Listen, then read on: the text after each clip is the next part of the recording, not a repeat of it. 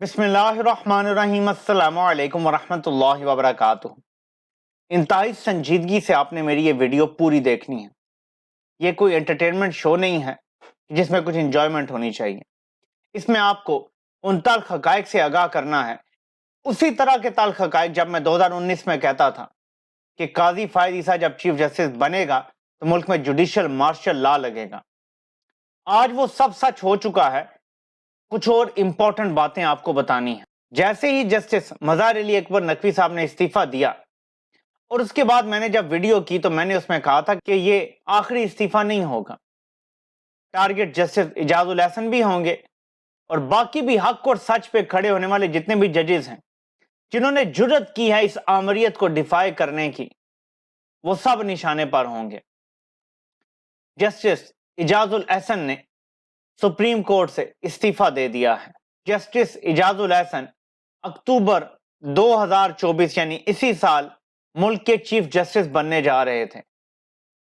क्यों अपने इस ओहदे को लात मारी? कुछ लोग आकपत नाअंदेश से कह रहे हैं कि कोई उनके खिलाफ कार्रवाई हो रही थी सुप्रीम जुडिशल काउंसिल में जिसकी वजह से ये हुआ, तो इनके खिलाफ जो रेफरेंस था वो मुस्तरद कर दिया गया था।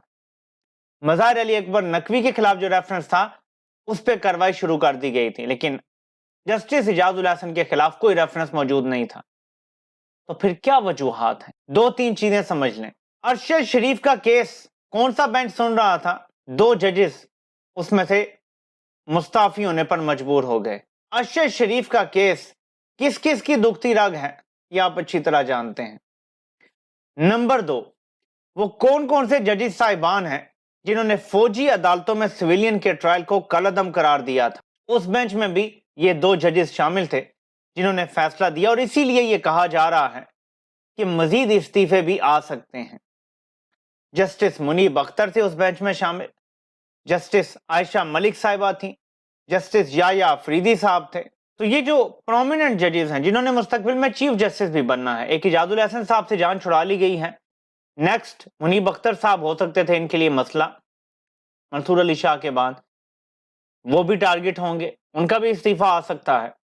और आयशा मलिक साहिबा जो 2030 में कहीं चीफ जस्टिस बनना है उन्होंने, और इस दौरान एक साल के लिए याया अफरीदी साहब ने भी चीफ जस्टिस बनना है, वो भी टारगेट पे हो सकते हैं। तो ये 3 से 4 जजेस हैं जो टारगेट पे हो सकते हैं और इनमें से किसी के भी इस्तीफे आ सकते हैं। ये किया क्यों जा रहा है और इससे हमें पता क्या चलता है? जब रजीम चेंज ऑपरेशन पाया तकमील तक पहुंचा, यानी उसका पहला फेज, और इमरान खान को इन्होंने निकाल दिया 9 अप्रैल की रात को, उसके बाद 13 या 14 तारीख को, 12 13 थी या 14 थी, बड़े इदारे की तरफ से एक प्रेस कॉन्फ्रेंस होती है। उसमें कहा जाता है कि नई हुकूमत आ गई है, डॉलर का रेट बेहतर हो गया है, स्टॉक मार्केट भी ऊपर जा रही है। ये वो मोमेंट था जब मैंने महसूस कर लिया था कि अब जो मुझे बोलना पड़ेगा और जो जंग मुझे लड़नी पड़ेगी, और हम बोल की जंग लड़ सकते हैं, हर बंदे का अपना एक रोल होता है हर जंग में, उसके लिए मैं पाकिस्तान में नहीं रह सकता। इसके बाद क्या क्या हुआ ये फिर कभी इंशाल्लाह आपको बताएंगे, लेकिन तब मैंने फैसला किया कि पाकिस्तान में नहीं रहना। कहां कहां दर दर की ठोकरें खा रहा हूं ये भी कभी बाद में इंशाल्लाह आपको बताऊंगा, लेकिन बात करने का मकसद ये है कि वो एक मोमेंट थी जिसने मुझे बता दिया कि वो जुल्म होने जा रहा है जो पाकिस्तान की तारीख में कभी नहीं हुआ और हमें बोलना पड़ेगा। ये एक लंबी जंग होगी जो लड़नी पड़ेगी। उसके बाद जब अरशद शरीफ को शहीद किया गया तो मैंने रियलाइज किया कि ये अपनी सारी कश्तियां जला रहे हैं, ये वापस नहीं जाएंगे, ये यू टर्न नहीं लेंगे। जो गलती इन्होंने की है ये उस पर डट गए हैं। जब इमरान खान को गोलियां मारी गई तो वो last nail in the coffin था। इसका मतलब था कि ये किसी सूरत भी जो मर्जी हो जाए, पाकिस्तान तबाह होता है तबाह हो, टूटता है टूट जाए, ये पीछे नहीं हटेंगे। और फिर उसके बाद हमने उस सब चीजों का अमली मुजाहरा देखा, कैसे इमरान खान पे, उनके घर पे हमले, उनका घर तोड़ा गया, फिर 9 मई का फॉल्स फ्लैग किया गया, पार्टी पे क्रैकडाउन हुआ, लोगों को मारा गया, चादर चार दीवारी का तकद्दुस पमाल हुआ, औरतों की इज्जतों पे हाथ डाले गए, खवातीन को जेलों में डाला गया, 10,000 लोग 48 घंटे के अंदर लिस्टें बना के रखी हुई थी गिरफ्तार कर लिए गए। ये सब कुछ कैसे हुआ? क्योंकि ये यू टर्न लेने का कोई इरादा नहीं रखते। तो वो मोमेंट था, एक प्रेस कॉन्फ्रेंस थी जिसने मुझे बता दिया था कि आगे क्या होने जा रहा है। अब मैं आपको बता रहा हूं, ये जो जजेस के इस्तीफे आए हैं ये अगले 10 साल का मार्शल लॉ का प्लान है मुकम्मल, जिसमें फ्रंट पे हो सकता है कि नवाज शरीफ को या उसके किसी भाई को या बेटी को बिठाने का इरादा हो, लेकिन 10 साल का मार्शल लॉ का प्लान है। इसीलिए हर उस रुकावट को हटाया जा रहा है जो इस मसले के रास्ते में आ सकती है। इमरान खान जेल में है, इजाजुल हसन और मज़ार अली अकबर नकवी रास्ते से हट चुके हैं, मुनीब अख्तर साहब भी हट जाएं तो काजी फायद ईसा, मंसूर अली शाह और उसके बाद या अफरीदी। काजी फायद ईसा रिटायर होंगे अक्टूबर में बन जाएंगे चीफ जस्टिस मंसूर अली शाह साहब। ये 3 साल से ज्यादा चीफ जस्टिस रहेंगे। इस दौरान एक एक्सटेंशन भी हो जाएगी और मंसूर अली शाह साहब का जो अब तक का सुप्रीम कोर्ट का रिकॉर्ड है वो यही बताता है कि वो जबरदस्त बूटिया जज हैं, उन्हीं की खिदमत करेंगे और उन्हीं के साथ खड़े होंगे। इसके बाद अगला नंबर अब सबको क्रॉस करके, जहां तक मेरी अंडरस्टैंडिंग है, या अफरीदी साहब का है। उन्होंने कुछ असूल पसंदी भी दिखाई है, कहीं कहीं उन्होंने असूली फैसले भी दिए हैं, लेकिन वो ग्रुप तो काजी ग्रुप का हिस्सा है। अगले 8-10 सालों का जो प्लान है उसमें मुनीब अख्तर को अब हटाना है और जस्टिस आयशा मलिक साहिबा को हटाना है। उसके बाद गलियां हो जान सुंजियां जिथे मिर्जा यार फिरे। लेकिन जहां ये सब कुछ हो रहा है वहीं आपको इमरान खान की अजमत को भी सलाम करना पड़ेगा, सैल्यूट करना पड़ेगा। धमकियां देते हैं, केसों से डराते हैं, फैमिली की मारने की धमकियां दे सकते हैं, फैमिली की कोई प्राइवेट वीडियोस की धमकियां हो सकती हैं, आपके बच्चों की जिंदगियां बर्बाद करने की धमकियां हो सकती हैं for whatever mistakes they have probably made in their lives. लेकिन वो इमरान खान है जो अब तक डटा हुआ है सिस्टम के खिलाफ।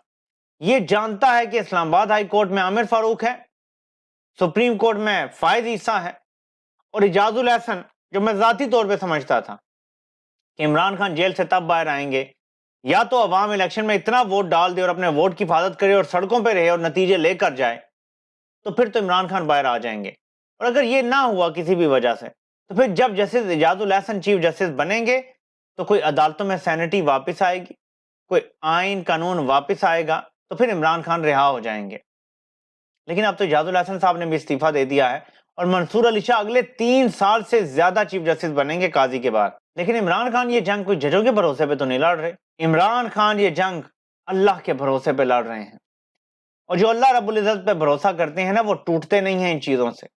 आप यकीन माने कि आज मेरी कैफियत रजीम चेंज ऑपरेशन के वक्त जो थी ना, कि मुझे पता था मुल्क के साथ जुल्म हुआ है, आज दूसरी बार मुझे दुख हुआ है। उतना ही दुख नहीं है, लेकिन आज दूसरी बार मुझे हकीकी मानों में ऐसा दुख हुआ है क्योंकि मुझे इनके इरादे पता चल गए हैं, बहुत खतरनाक है। तब एक मोमेंट थी और एक आज मोमेंट है। ये किसी सूरत पीछे हटने के लिए तैयार नहीं है। जिन लोगों को लगता है कि काजी को शर्म आ जाएगी कि 2 जजेस ने उसके कंडक्ट की वजह से इस्तीफा दे दिया है, जो कि तहरीक इंसाफ के जो तर्जुमान है रऊफ हसन साहब, उन्होंने कहा है कि हमें पता चला है एक जराए से कि इजाजुल हसन साहब ने इसलिए इस्तीफा दिया है कि काजी साहब गैर आईनी काम कर रहे हैं। ये वजह भी हो सकती है, एहतजाज भी वजह हो सकती है, लेकिन असल वजह सब जानते हैं कि जिन लोगों को इनसे मसला है हक और सच पे खड़े होने वाले जजों से, उन्होंने ही कुछ किया है जिसकी वजह से ये इस्तीफा आया है। अच्छा होता कि इजाजुल हसन साहब अपनी सारी फैमिली को मुल्क से बाहर भेज देते, खुद भी मुल्क से बाहर चले जाते और वहां से इस्तीफा भेजते और इस इस्तीफे में तमाम वजूहात लिखते कि क्या क्या हुआ, कैसे कैसे हुआ। लेकिन मसला यह है कि ये वो जजेस हैं माफिया जिनके साथ नहीं है।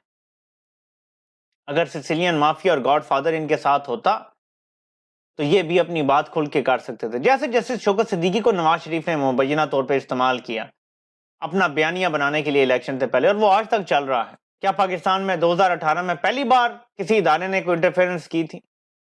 13 में भी यही हुआ, 8 में भी यही हुआ, उससे पहले 97 में भी यही हुआ, 93 में भी यही हुआ, 90 में भी यही हुआ, 88 में भी यही हुआ, यही होता रहा। लेकिन ये ऐसे हमें बताते हैं जैसे तारीख 2018 से और 17 से शुरू हुई है जब नवाज शरीफ को सजा मिली थी। अब कल 2 बड़े अहम केसेस हैं। एक बैट के निशान का केस काजी के सामने लगा हुआ है और काजी क्या सोच रहा है ये आप अच्छी तरह जानते हैं, ज़हनी मरीज बना हुआ है वो तो। और इमरान खान का केस जो बहुत अहम है, 5 member larger bench Lahore high court का ये केस सुन रहा है। इस केस पे बहुत कुछ डिपेंड करता है। देखते हैं कि कल इसके ऊपर क्या कार्रवाई होती है या कल क्या फैसला आता है। आपने परेशान नहीं होना, जजिस से आपकी उम्मीदें नहीं हैं, बुतों से हम उम्मीदें नहीं लगाते। हमारी उम्मीद सिर्फ अल्लाह रब्बुल इज्जत से है। ये कौम हक और सच के साथ खड़ी हो गई है, तो क्या वो रब हक और सच के खिलाफ जो लोग खड़े हैं ان کو جیتنے دے گا؟ سوال ہی پیدا نہیں ہوتا۔ اللہ تعالیٰ صرف یہ دیکھتے ہیں، ہماری آزمائش کرتے ہیں کہ کیا تم حق کا رستہ چنو گے یا نہیں۔ اگر تم چن لو تو اللہ کی مدد ضرور آتی ہے، پریشان مت ہوں، اللہ کی مدد ضرور آئے گی۔ آپ سے انشاءاللہ پھر ملاقات ہوتی ہے۔ اللہ پاک آپ سب کا حامی و ناصر ہو۔ آپ سب کو سننے کا بہت بہت شکریہ۔